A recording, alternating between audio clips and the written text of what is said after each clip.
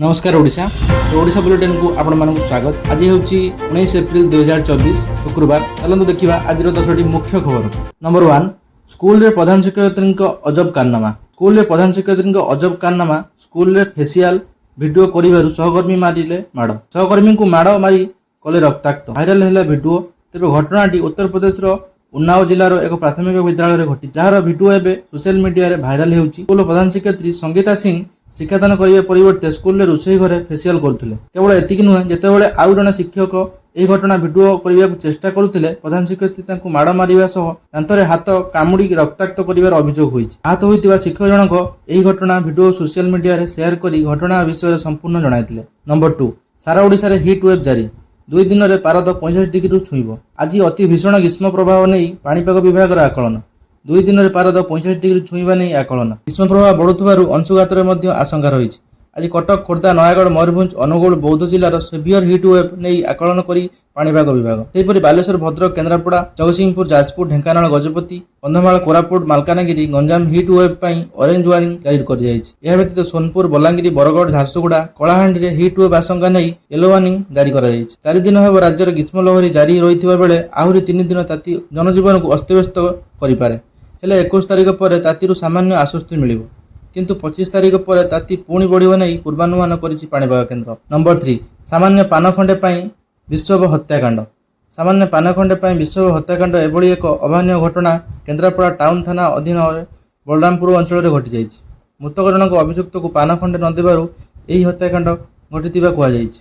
सूचना मुताबक सदर थाना अधीन उस्तपुर पंचायत सारंग ग्रामर अक्षय कुमार खटुआ मेकानिक भावे काम सारी टाउन बलरामपुर हनुमान मंदिर निकटस्थ रास्ता कड़े थिबा एक पान दुकान पान भांगुथिले। एही समय कंसार पंचायत चंडिया पल्ली ग्रामर आदिकंद बेहेरा पुओ आदित्य प्रसाद बेहेरा से दुकान में पहुंची अक्षय को पान खंडे मागिथिले। हेले अक्षय चिन्हि नथिबा कहिबा सह कहीं पान देवी बोली कहिथिले। एथिरु भयंकर मध्य युक्ततर्क आरंभ होइतिला। हठात अभियुक्त छुरी बाहर करी अक्षय पछपटु माड़ी बसी तांको छाती रे 16 थर भूसिबाकू लागिले। अतर्कित आक्रमण अक्षय तले पड़ी छटपट होउतिले। स्थानीय लोके यह देखि घटनास्थल पहुंची पुलिस को खबर देथिले। नंबर 4, गतकाली प्रथम पर्यायर 102टी आसन पर भोटिंग होइछि। तमिलनाडु 39टी आसन, राजस्थान में 16टी, उत्तर प्रदेश में 8टी, मध्य प्रदेश में 6टी और महाराष्ट्र, आसाम और उत्तराखंड 5टी आसन पर आज मतदान होबाकू थिबा बेले पुडुचेरी, जम्मू काश्मीर, अंडमान और निकोबर गोटे लेखाएं आसन भोटिंग हो सारी। सेहीपरि मायाबाण बस्तर में प्रथम पर्याय भोटिंग हो जाइछि। 16टी राज्य और 4टी केन्द्रशासित अंचल को मिसाई मोट 102टी सीट मतदान होइछि। प्रथम पर्यायर चेन्नई साउथ्रु तेलंगाना पूर्वतन राज्यपालटी सुंदरराजन, तुतुकुड़ीरू कानिमोई और कुचबिहाररू निशिथ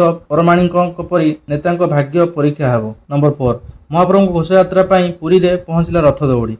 समुदाय 26टी दौड़ी श्रीमंदिर कार्यालय में पहुंची। पुरी वीरप्रतापपुर थिबा ओडिशा समवाय कथा निगम पक्षर प्रस्तुति हो जाइथिबा ए दौड़ी को प्राय 1 मास धरी 14 जन कारीगर यही रथ दौड़ी प्रस्तुति रे लागिथिले। 3 रथ पई 14 खंड रथ टणा दौड़ी थिबा बेले आउटर, इनर, जनरल और पुलिस पई 3टी लेखाएं समुदाय 12टी दौड़ी रही। रथ टणा पई रथ दौड़ी लंब 220 फुट, गोलेई 8 इंच रही। सेहीपरि अन्य दौड़ीर गोलेई 4 इंच थिबा कहिसंती श्रीमंदिर प्रशासन वरिष्ठ रथ तत्त्वावधायक सुदर्शन मेकअप। आसंता जुलाई 7 तारिख में पुरी रे हेब विश्व प्रसिद्ध रथयात्रा। नंबर 6, पोलिंग बूथ रे हेला फायरिंग, दौड़िले भोटर। जाति हिंसा द्वारा प्रभावित मणिपुर रे 2टी लोकसभा आसन, आज यही आसन में मतदान चलछि। एही समय राज्यर हिंसा खबर मध्य प्रकाश पाइबार लागिछि। मणिपुर भीतर मणिपुर लोकसभा आसन में गुली विनिमय होइतिला। विष्णुपुर जिलार थामानपक्की पर एक मतदान केन्द्र में गुली विनिमय होइतिला। एथिरे 3 जन आहत होइचंती। इम्फाल पूर्वर थंगजुरे थिबा एक बूथ रे ईवीएम रे भंगारुजा हेबार खबर मध्य रही। भाइराल होइतिबा ए वीडियो रे देखिबाकू मिलिछि जे गुली विनिमय मध्य लोक माने मतदान बूथ रु दौड़िकी बाहर को पड़ाउछंती। अन्यपटे भोटिंग मध्य छत्तीसगढ़ बस्तर रे आईईडी विस्फोरण सूचना मिलिछि। एही आईडी विस्फोरण सीआरपीएफ रो असिस्टेंट कमांडर आहत होइचंती। बस्तर लोकसभा निर्वाचन मंडली रे चलिथिबा हिंसा मध्य बिजारपुर भौरमगढ़ पुलिस स्टेशन अंचल में आईडी विस्फोरण घटी। नंबर 7, जलुची ओडिशा। अंशुघात जड़े मृत, 71 आक्रांत। राज्यर अंशुघात एजाबक जनक मृत्यु होइतिबा सूचना मिली।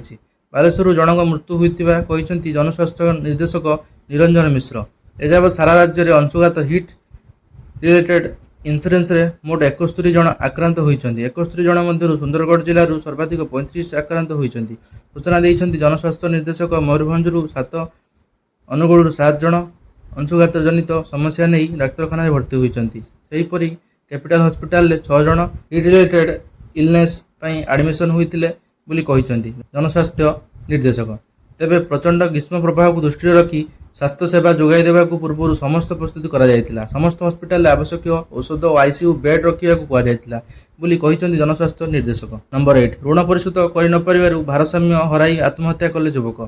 ପ୍ରାଇଭେଟ୍ ଫାଇନାନ୍ସ ଠାରୁ ଋଣ ଆଣି ଋଣ ପରିଶୋଧ କରିନପାରିବାରୁ ପରିବାର ସବୁବେଳେ ଲାଗି ରହୁଥିଲା କଳହ। ଗୋଟେ ପଟେ ପ୍ରାଇଭେଟ୍ ଫାଇନାନ୍ସ କମ୍ପାନୀରୁ ଜୁଲମ, ଅନ୍ୟପଟେ ପରିବାରର ଅଶାନ୍ତି ଯୋଗୁଁ ମାନସିକ ଭାରସାମ୍ୟ ହରାଇ ଆତ୍ମହତ୍ୟା କଲେ ଯୁବକ। ଏଭଳି ଅଭାବନୀୟ ଘଟଣା ଘଟିଛି କଟକ ଜିଲ୍ଲା ସାଲେପୁର ଥାନା ଅନ୍ତର୍ଗତ ବୋଦମୁଣ୍ଡେଇ ଗ୍ରାମରେ। ସୂଚନାଯୋଗ୍ୟ ଯେ ସାଲେପୁର ଥାନା ଅନ୍ତର୍ଗତ ବାରିଗଡ଼ ପଞ୍ଚାୟତରେ ଅଧୀନସ୍ଥ ବୋଦମୁଣ୍ଡେଇ ଗ୍ରାମ 30 ବର୍ଷ ବୟସ୍କ ରାମଚନ୍ଦ୍ର ଭୋଇ ରାମଚନ୍ଦ୍ର ଦିନ ମଜୁରିଆ ଭାବେ କାର୍ଯ୍ୟ କରନ୍ତି। ଅଭାବ ଅନଟନରେ ରହୁଥିବା ପ୍ରାଇଭେଟ୍ ଫାଇନାନ୍ସରୁ ଋଣ କରିଥିଲେ। ଠିକ୍ ସମୟରେ ଋଣ ପରିଶୋଧ ନ କରିବାରୁ ଘରେ ସଦାବେଳେ ସ୍ତ୍ରୀଙ୍କ ସହ ପାଟିତୁଣ୍ଡ ଘଟେ।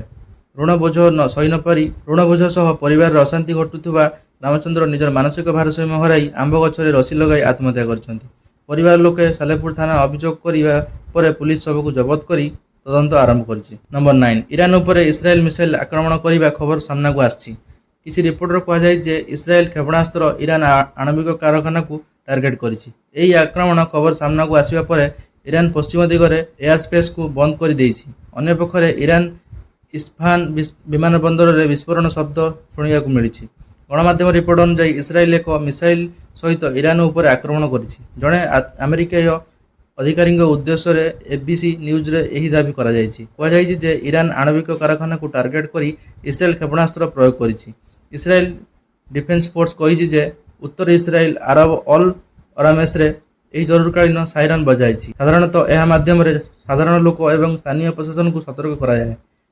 ଇସ୍ରାଏଲର ସହଯୋଗୀ ଦେଶ ମିସାଇଲ ଆଟାକ୍ ପରେ ତେଲ ଅଭିବାକୁ ନିର୍ଦ୍ଦେଶନ କରିଛନ୍ତି। ତେବେ ଇରାନ କେବେ ଏବଂ କିପରି ପ୍ରତିକ୍ରିୟା ରଖିବ ତାହା ଇସ୍ରାଏଲ ସ୍ପଷ୍ଟ ଭାବେ କହିଛି। ନମ୍ବର 10, ଦିଲ୍ଲୀ ମୁଖ୍ୟମନ୍ତ୍ରୀ ଅରବିନ୍ଦ କେଜରିୱାଲଙ୍କୁ ହତ୍ୟା କରିବାକୁ ଷଡ଼ଯନ୍ତ୍ର ହେଉଛି। ଅବକାରୀ ଦୁର୍ନୀତି ମାମଲାରେ ଗିରଫ ହୋଇ ତିହାର ଜେଲ୍ ଥିବା ଦିଲ୍ଲୀ ମୁଖ୍ୟମନ୍ତ୍ରୀ ଅରବିନ୍ଦ କେଜରିୱାଲଙ୍କୁ ହତ୍ୟା କରିବାକୁ ଷଡ଼ଯନ୍ତ୍ର ହେଉଛି। ଏଭଳି ଅଭିଯୋଗ ଆସିଛନ୍ତି ଦିଲ୍ଲୀ ଆପ୍ ନେତ୍ରୀ ଆତିଶ ମାଲିନା। ଜେଲରେ ତାଙ୍କୁ ଇନ୍ସୁଲିନ୍ ଦିଆଯାଉ ନାହିଁ, ତାଙ୍କୁ ଜୀବନରୁ ମାରିଦେବାକୁ ଚେଷ୍ଟା କରାଯାଉଛି। ଅତିଶଙ୍କ ଏପରି ଅଭିଯୋଗ ପରେ ଦିଲ୍ଲୀ ଏଲ୍ଜି 24 ଘଣ୍ଟା ମଧ୍ୟରେ ଏହାର ତଦନ୍ତ କରି ରିପୋର୍ଟ ଦେବାକୁ ଜେଲ୍ ଡିଜିଙ୍କୁ ନିର୍ଦ୍ଦେଶ ଦେଇଛନ୍ତି। ତେବେ ଆଜି ପାଇଁ ଏତିକି। ପୁଣି ଦେଖା ହେବ ନେକ୍ସଟ ନ୍ୟୁଜ୍ରେ। ଜୟ ଜଗନ୍ନାଥ।